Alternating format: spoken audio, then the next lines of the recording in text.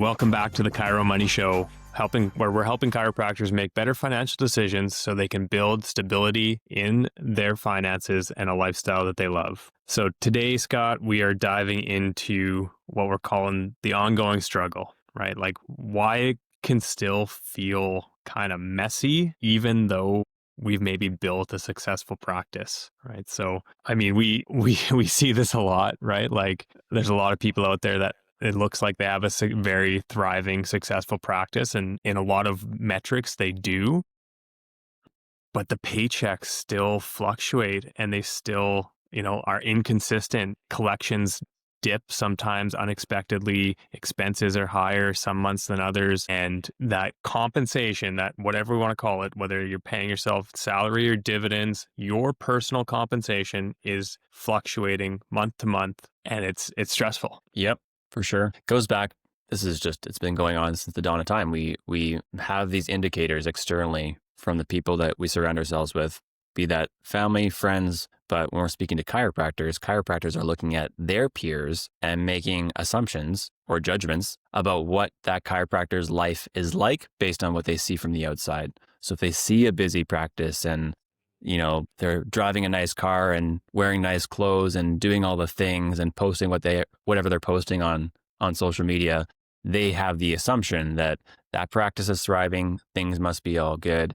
And like you said, and maybe in some cases things are good to some degree, but for that chiropractor behind the walls, things could still be messy and uncertain, have some stress associated with that, right? We see that all the time. For sure. Yeah. And I think it's important to point out here, like, we're often talking about chiropractors as practice owners. There are also associates that have some of these same struggles, right? Like take time away from the practice, and you don't have that revenue coming in that month. It can make for challenges to pay yourself after that, right? So, and then on the flip side of that, like, I mean, we'll get into this, but the challenge of business ownership as an owner, a practice owner, with even if you don't have associates, even just a practice owner that's just a one-person shop, and they're managing the lease space or the building in some capacity, and they have all the expenses of operating that business. Like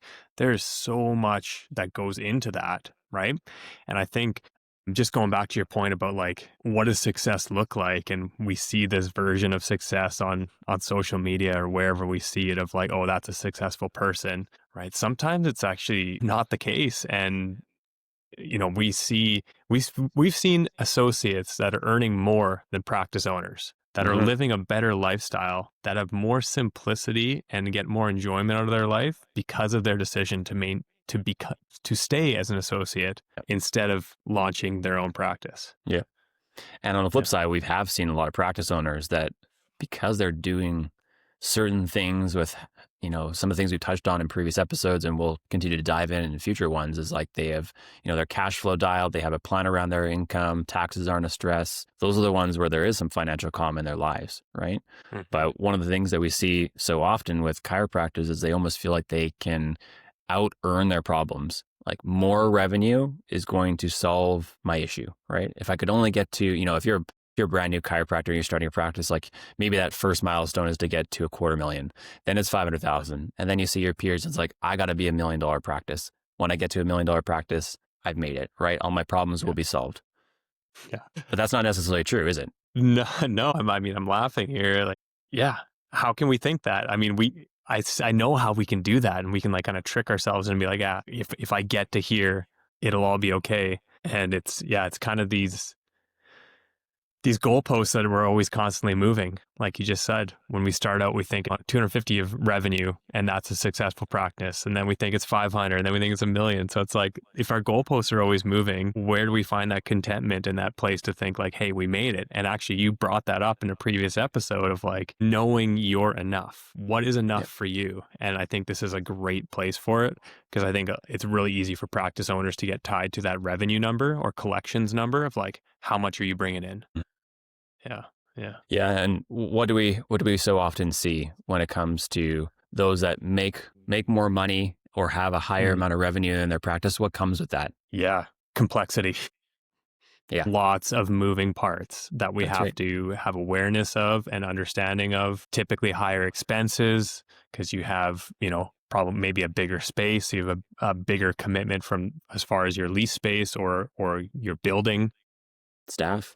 staff. Yeah. Exactly. So there's a lot more moving parts there with your like almost like committed expenses as far as like just what it costs you to operate and run the practice month to month. Hmm. And right, so that's why like it's so clear to us that revenue alone does not solve your financial like instability and that Yep. financial unease of like, hey, am I earning enough? How do I have enough? Can I pay myself consistently? You can't solve that problem with revenue, Yep. right? Yeah. And like you Yeah. said, more revenue typically means a higher level of complexity. And then, Mhm. and even on the personal side, if you can pay yourself more, even on the personal side of your financial life, that also then equates to more complexity. There's more things going on in your personal finances too. Right. Just usually bigger dollars, bigger and more impactful financial decisions that, if made wrong or incorrectly, could be a big detriment, right? Yeah. Yeah. I mean, I think it's been said many ways, more eloquently, more money, more problems. That's right. You That's see it all the right. time. Yeah, Yeah. it's a common kind of misbelief that like I earn a lot. I'm good. Like the Yeah. money thing will kind of just sort itself out. I've out earned the reason to like have systems or budget or have Yeah. proper kind of structures in place to manage my finances. Yeah. I don't need help. I don't need to put my energy into that. If I just earn enough, it'll just sort itself out, right? Yep. Yeah. Yep. For And sure. then like one of the biggest things we see from all this complexity and challenges of like growing a practice is a lot of the stress that comes with it. And that a lot of that is tied to the financial kind of unorganization or disorganization of their finances. What are some of the things we see there, Scott? Yeah, I think disorganization comes in a lot of forms, but I think it all starts with not truly understanding your numbers and your financial Mhm. statements. Like it goes back to cash flow, right? It's kind of surprising sometimes for me to meet as many chiropractors as we do, and they spend very little to no time kind of in their financial statements. And I'm not even necessarily saying that they need to be someone who's logging into their QuickBooks software and kind of getting into the nitty gritty the way that we love to, but even having ongoing conversation with your bookkeeper or accountant to understand your financial statements. There are often times, and we're going to get into this, I know we will in future episodes around kind of structures and systems, but I think where disorganization stems from is like you're making decisions that are kind of reactionary. Mhm. You might be bringing in the revenue and the collections, and you're making reactive decisions by what you see in your bank account. There's money there. I can pay myself this month. Oh, someone Yeah. needs me to pay a tax bill. Do I have money to cover that? I don't. Oh, maybe that needs to go on the line of credit. Oh, I got to run payroll now. And oh, that this big expense that just came out. That's where the Mhm. disorganization and the stress and that compounds over time. Yeah, for sure. One of the biggest things, you already brought it up, but I think probably the most common comes to like their compensation, Yeah. right? So like, you know, once everything's taken care of, whatever's left in that business account is how much I can pay myself this month. So it's like Yep. we had a good month, I pay myself well. We have a bad month, I don't pay myself as well. And Alternatively, you also see, I'll just take what I need. We just right, had a conversation with a prospect the other day of like, I just basically draw what I need for my practice, and the indicator of how much I draw is how large my credit card bill is on the personal side. I'll just pay right, myself that much and then pay off the credit card. And not right. that that's obviously someone who, they weren't inquiring more debt to pay themselves to pay off their personal credit card, but that has, some complexities and issues with that kind of system of using your business as basically an ATM. Like I'll just take what I need when I need it, Yeah, right? yeah, That turns into its own series of problems, especially around right. taxes and whatnot. Right. And that was actually one the next complexity or challenge, common stress that we see is around taxes. And I mean, how can you plan and know what your tax burden is going to be when you have this inconsistent, lumpy income that is just totally reactionary, right? I mean, we know there's things that are going to come up that are unexpected and that there's going to be changes. Not saying that that's not like that's okay if that happens, but if every year in, year out, it's just a reactionary, what's the ATM going to give me this month? Of course, you're going to have an unknown tax bill that's coming, Hmm. right? But we can Yep. solve this problem if we do a little bit of legwork and understand how much we need on a monthly basis. We understand how much revenue we're bringing in, how much we can safely pay ourselves. And man, how many times have you seen bringing that consistency, taking a chiropractor from that's doing this, like operating as a ATM or paying themselves whatever's left, and brought them to a consistent monthly income? Yep. How often have you seen the success of that? And like, what is the success of that from your perspective? I think there's a few different outcomes when you can get on to a steady paycheck from your practice. First, we got to start. How do you get a steady paycheck from your practice? Let's start there. I think that's a good place to start. So where my thought process goes in terms of how do you get to that place is that it goes back to understanding your numbers. My place to go to would be looking at your profit and loss statement. Ideally, what I like to look at is your 12-month rolling profit and loss statement. If you don't know how to get this, ask your bookkeeper for it. It's a great report. It's basically showing you exactly what was my revenue month over month over the last 12 months, what have been my total expenses, what's my profit. You have to be always careful with profit. We'll get into this, I'm sure, but profit, if you have debts or liabilities like loans that you're paying off, that doesn't show up on your expenses on your profit and loss. So that sometimes that profit amount can be a bit of a lie. It's not actually what's in your bank account, right, at the end of the day. So what we like to get to for paying yourself a steady paycheck is like, if we have a good understanding that there's going to be ebbs and flows in your revenue over the course of the year, we expect that. Can we find a conservative baseline of what we can expect over the coming 12 months? What is a baseline for expenses? From there, we can start to map out like, hey, we can start paying ourselves safely X amount per month, right? Yeah. And then have more planned decisions on like, if the practice is doing well and there's extra cash flow, there's gonna be a few things that will happen. We're gonna build up some cash reserves to have a buffer of cash inside your practice first and foremost. But if it's doing well and there's cash available, then you can pay yourself out a bonus. Maybe that's quarterly, maybe that's semi-annually, but you're doing it with intention versus reacting from it. And then the added benefit of having a structured income plan is that just makes things on the personal side a lot more smoother.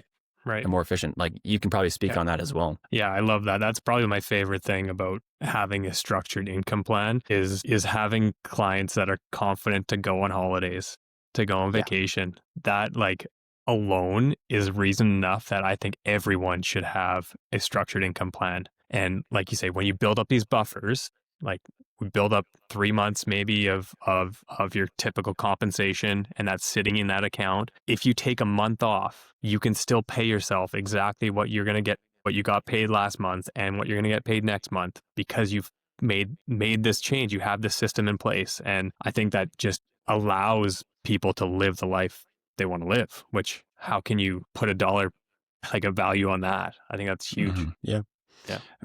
And maybe if you go away on a holiday, there's still revenue coming in. Maybe you still have a locum there, or you have associates that are still producing revenue in your practice, but it takes that stress away of like, I'm not there earning money and I'm not going to pay myself what I usually pay myself if I step away and take a break, which we all need. Totally. Yeah. And then, not to mention just like having that consistent income coming into your personal hands, to your family's finances, knowing that like all of your expenses are covered, your regular stuff is covered, and you've met your obligations and you can do what you want with that money personally. I think that's underrated as well. Yep. Absolutely. So we've talked a lot about the systems already. It's pretty hard not to go into the level of detail we want to. We're going to get into this in a future episode where we're going to talk about the profit first system and how implementing that can help to create this framework and this structure so that you can turn a high revenue business into a stable, financially stable and organized business. Right? Yep.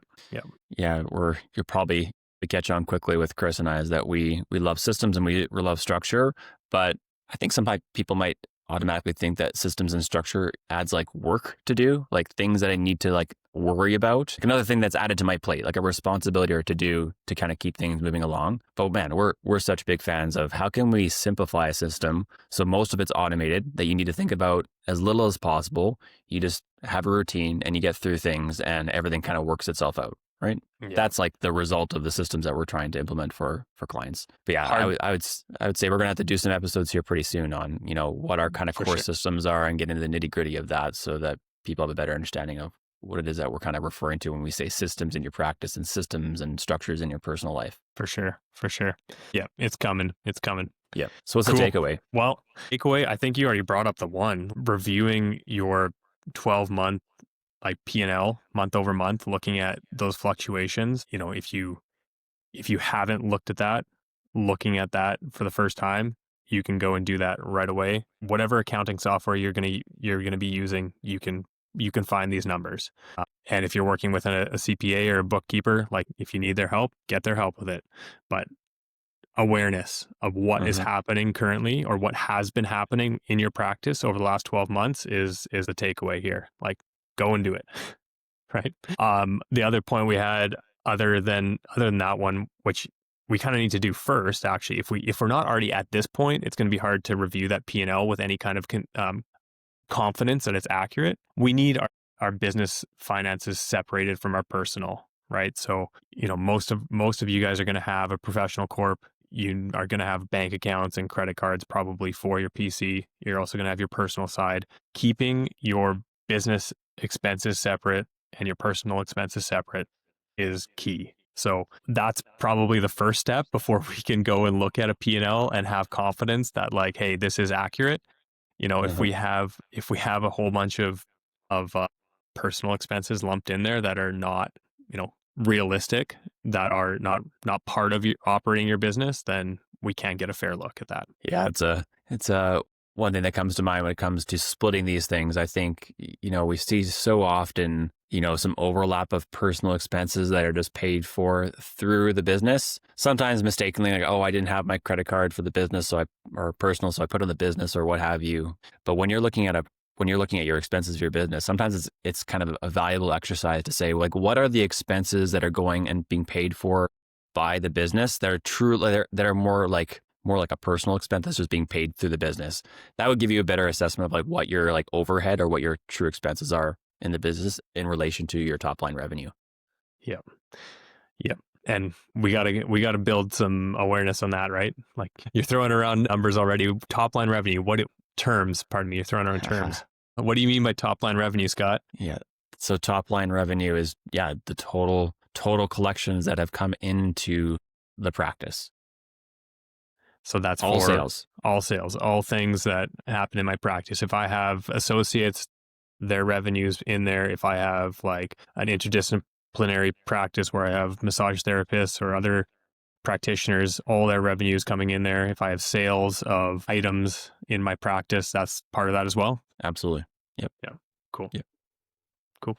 Sweet. So yeah, back to that actions, like kind of takeaway here. Review the P&L month over month. For sure. And ensure that your business and personal expenses and transactions are separate. Yeah. Anything else you want to add there? Yeah, I'll say that if we want to get even a little touch more granular on reviewing a profit and loss statement, if this is the first time you're doing that exercise, get the 12-month report for your practice or even the last 6 months, whatever you have. And what I would typically do from like a high big picture numbers, say you like, let's just talk about like say for example, you're a solo practitioner, just you, no other associates. If you're looking at your 12-month revenue, you can quickly see, all right, what's my revenue over the last 12 months? Divide that by 12. What's my average? What are my expenses over the last 12 months? What's my average? Okay. Then you can get that baseline of like, what am I averaging from a revenue standpoint? What are my expenses on average over the last 12 months? That should then give you a number of, you know, your top line revenue minus your expenses. What do I have in terms of room after you have to factor in taxes and whatnot as well? How much am I able to safely pay myself? Right. Yeah. It's probably a good place to start. Yeah. And I'm glad you brought up taxes. Don't forget about the taxes. Set that aside ahead of time.